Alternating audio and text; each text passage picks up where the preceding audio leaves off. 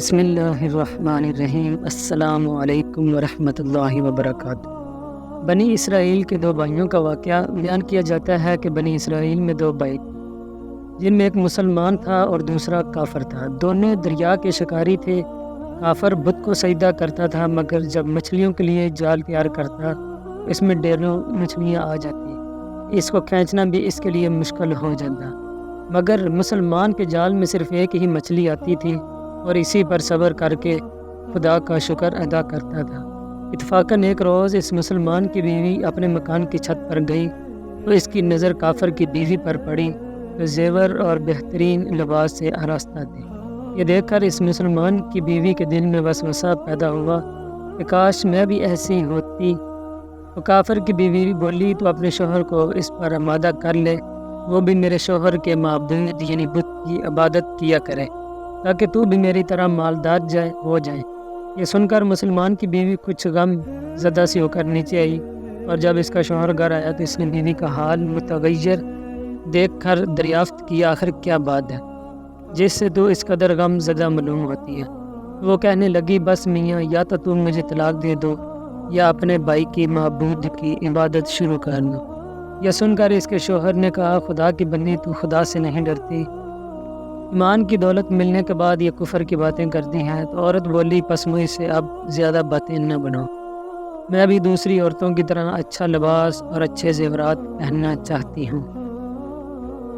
جب اس مرد مومن نے دیکھا کہ یہ عورت ضد پر اتر رہی ہے اور اس کا اصرار حد سے بڑھ چکا ہے تو اس نے عورت کو تسلی دی، کہا، اچھا، گھبرانے کی ضرورت نہیں ہے، میں کل سے کاریگروں اور مزدوروں میں جا کر محنت کر کے تجھے روزانہ 2 درہم دیتا رہوں گا، تو اس سے اپنی حالت درست کر لینا۔ یہ سن کر عورت کو کچھ تسکین حاصل ہوئی اور سویرے ہی وہ مومن مرد مزدوری کی تلاش میں نکلا، لیکن کسی نے اس سے حال تک نہ پوچھا۔ یہ دیکھ کر وہ دریا کے کنارے پہنچا اور شام تک اللہ کی عبادت میں مصروف رہ کر رات کو جب گھر آیا تو بیوی نے دریافت کیا کہ آج تم کہاں تھے؟ وہ کہنے لگا، میں بادشاہ کی خدمت میں مصروف تھا، اس نے مجھ سے 30 دن کام کرنے کی شرط کی ہے۔ عورت نے کہا کہ آخر وہ بادشاہ تم کو کیا دے گا؟ تو اس نے جواب دیا کہ میرا بادشاہ بڑا کریم ہے اور اس کے خزانے مال و دولت سے بھرے ہوئے ہیں، وہ مجھے وہ دے گا جو میں چاہوں گا۔ چنانچہ اسی طرح برابر وہ اپنے معبود برحق کی عبادت میں مصروف رہا، اور 30ویں رات ہوئی تو بیوی نے کہا، سنو میاں، اگر کل تم نے مجھے مزدوری لا کر نہ دی تو تم مجھے لازمی طلاق دے دینا۔ یہ سن کر اس کو اس قدر پریشانی لاحق ہوئی، اور 30ویں صبح کو اس نے ایک یہودی سے کہا، کیا تم مجھے مزدوری پر لگا لو گے؟ یہ سن کر یہودی کہنے لگا کہ ہاں، تم کو مزدوری تو مل جائے گی، لیکن شرط یہ ہے کہ میرے پاس تمہارے کھانے پینے کا کوئی انتظام نہ ہوگا۔ چنانچہ وہ مرد مومن روزے کی نیت کر کے یہودی کے ساتھ ہو لیا۔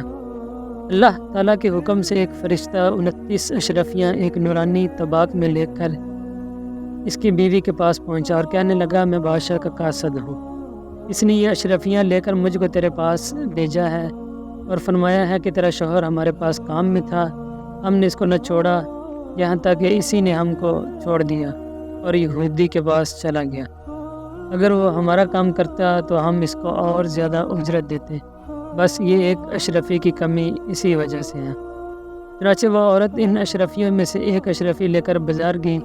سنار نے اس کی قیمت 1000 دینار عورت کے ہاتھ میں رکھ دی، اور جب شام کو وہ مرد مومن گھر واپس لوٹا تو عورت نے اس سے دریافت کیا، آج تم کہاں تھے؟ اس نے جواب دیا کہ آج میں ایک یہودی کے کام پر گیا ہوا تھا۔ بیوی کہنے لگی کہ آخر بادشاہ کی خدمت ترک کر کے تم دوسرے کی خدمت کیوں کرتے ہو؟ پھر اس کو اشرفیوں کا واقعہ سنایا، جس کو سن کر وہ مرد مومن روتے روتے بے ہوش ہو گیا، اور جب اس کو ہوش آیا تو بیوی سے کہنے لگا، افسوس کہ میں بادشاہ دو جہاں کی خدمت کا حق اپنے اوپر لازم نہ کیا۔ اس کے بعد اس شخص نے عورت کو چھوڑ دیا اور پہاڑوں پر چلا گیا، جہاں خدا کی عبادت میں مصروف رہ کر اس کا انتقال ہو گیا۔ اللہ تعالیٰ اس پر اپنا رحم فرمائے، آمین ثم آمین۔